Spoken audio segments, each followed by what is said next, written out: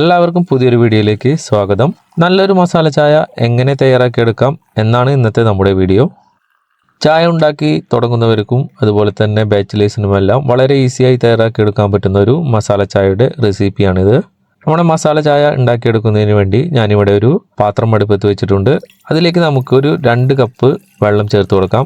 നമ്മളിവിടെ 4 കപ്പ് ചായയാണ് തയ്യാറാക്കിയെടുക്കാൻ പോകുന്നത്. അപ്പോൾ 4 കപ്പ് ചായ തയ്യാറാക്കിയെടുക്കുന്നതിന് വേണ്ടി നമുക്ക് അതിൻ്റെ പകുതി വെള്ളം തിളപ്പിച്ചെടുക്കേണ്ടതുണ്ട്.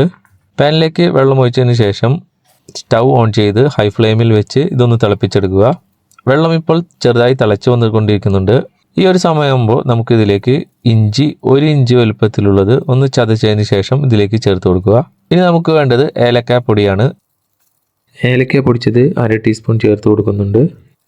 നിങ്ങളുടെ കയ്യിൽ ഏലക്കാപ്പൊടി ഇല്ലെങ്കിൽ 3 ഏലക്ക ഒന്ന് ചെറുതായി ചതച്ചത് ചേർത്ത് കൊടുത്താൽ മതിയാവും. ഇനി നമുക്കിതിലേക്ക് 2 ചെറിയ ഗ്രാമ്പു ചേർത്ത് കൊടുക്കാം. ഇനി നമുക്ക് വേണ്ടത് കറുവപ്പട്ടയാണ്. 1 ഇഞ്ച് നീളത്തിലുള്ള ഒരു കറുവപ്പട്ട കൂടി ഇതിലേക്ക് ഞാൻ ചേർത്ത് കൊടുക്കുന്നുണ്ട്. ഇനി നമുക്ക് തീ ഹൈ ഫ്ലെയിമിൽ വെച്ചതിന് ശേഷം ഇതൊന്ന് തിളപ്പിച്ചെടുക്കുക. ഇതിപ്പോൾ തിളക്കാൻ തുടങ്ങിയിട്ട് 30 സെക്കൻഡോളം ആയിട്ടുണ്ട്. ഇനി തീ ഒന്ന് മീഡിയം ഫ്ലെയിമിലേക്ക് കുറച്ച് വെച്ചതിന് ശേഷം നമുക്കിതിലേക്ക് ചായപ്പൊടി ചേർത്ത് കൊടുക്കാം. ഞാനിവിടെ 1.5 ടേബിൾ സ്പൂൺ ചായപ്പൊടിയാണ് ചേർത്ത് കൊടുക്കുന്നത്. സാധാരണ വീട്ടിൽ ഉപയോഗിക്കുന്ന ചായപ്പൊടി തന്നെയാണ് ഇതിലേക്ക് ചേർത്ത് കൊടുക്കുന്നത്. ചായപ്പൊടി ചേർത്ത് കഴിഞ്ഞതിന് ശേഷം ഒരു 30 സെക്കൻഡ് കൂടി ഇതൊന്ന് തിളപ്പിക്കുക. ഇതിപ്പോൾ തിളക്കാൻ തുടങ്ങിയിട്ടുണ്ട്. ഈ ഒരു സമയമാകുമ്പോൾ നമുക്കിതിലേക്ക് പാൽ ചേർത്ത് കൊടുക്കാം. 2 കപ്പ് പാലാണ് ഞാനിവിടെ ചേർത്ത് കൊടുക്കുന്നത്. നിങ്ങൾ ചായ ഉണ്ടാക്കാൻ എടുക്കുന്ന പാൽ എപ്പോഴും നോർമൽ ടെമ്പറേച്ചറിലായതിനു ശേഷം മാത്രം ഉപയോഗിക്കുക. അല്ലെങ്കിൽ നമ്മുടെ ചായയുടെ മുകളിൽ നന്നായി പാട കെട്ടാൻ സാധ്യത കൂടുതലാണ്. പാൽ ചേർത്തതിന് ശേഷം ഒന്ന് നന്നായി ഇളക്കി കൊടുക്കുക. അതിനുശേഷം തീ ഹൈ ഫ്ലെയിമിൽ വെച്ചിട്ട് ഇതൊന്ന് തിളപ്പിച്ചെടുക്കുക. നമ്മുടെ ചായ ഇപ്പോൾ തിളച്ച് വന്നുകൊണ്ടിരിക്കുന്നുണ്ട്. ഈ ഒരു സമയമാകുമ്പോൾ തീ നമുക്ക് മീഡിയം ഫ്ലെയിമിലേക്ക് മാറ്റി വെക്കാം.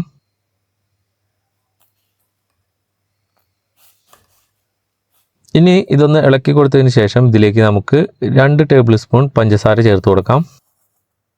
പഞ്ചസാര ചേർത്തതിന് ശേഷം നമുക്കിതൊന്ന് തിളപ്പിച്ചെടുക്കാം. 2 മിനിറ്റ് കൂടി ഇതൊന്ന് തിളപ്പിച്ചെടുക്കുന്നുണ്ട്. ഈ ഒരു 2 മിനിറ്റിനുള്ളിൽ നമ്മുടെ മസാലയിലെ ഫ്ലേവേഴ്സ് എല്ലാം ചായയിൽ പിടിച്ച് നല്ല രുചി ആയിരിക്കുന്നതാണ്.